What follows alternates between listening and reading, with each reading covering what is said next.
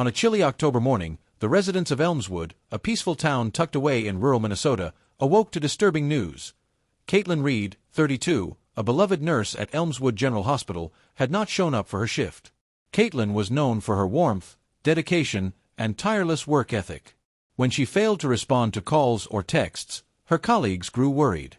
Her car was still parked in her driveway, and her front door was slightly ajar. Inside, the scene was eerily undisturbed.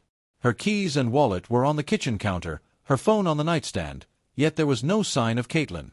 It was as if she had simply vanished. The town was stunned.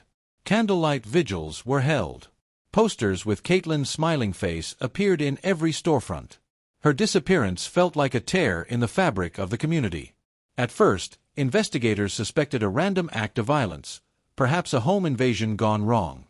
There were no signs of struggle, forced entry, or theft, but the door being opened suggested foul play. Detectives canvassed the neighborhood. A jogger reported seeing a white pickup truck parked oddly across the street the night before Caitlin vanished.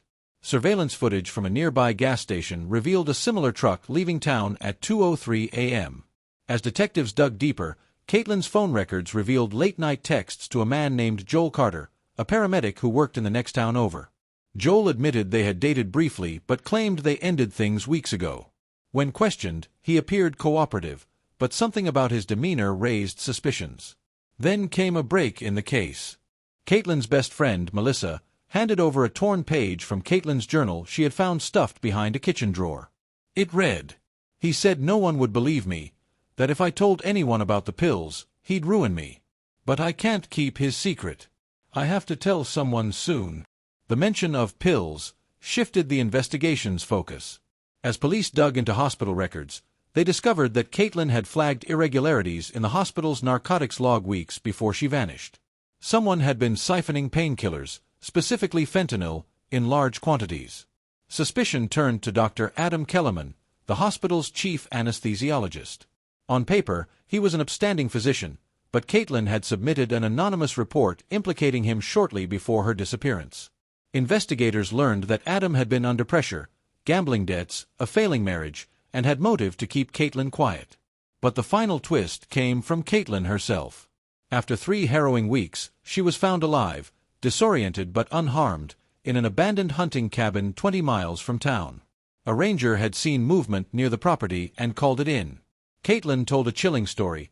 Joel Carter, the paramedic, had abducted her after discovering she planned to report both him and Dr. Kellerman. They had been working together to steal and sell prescription narcotics. Caitlin had stumbled upon text messages on Joel's phone the night they spent together, texts implicating them both. Joel panicked and acted alone to silence her. Caitlin had managed to escape briefly but injure her leg, and Joel recaptured her before she could reach help. He kept her alive in the hope of buying time and figuring out his next move. Under interrogation, Joel broke down and confessed. Dr. Kellerman was later charged as a co-conspirator. The community's trust in its medical heroes had been shattered.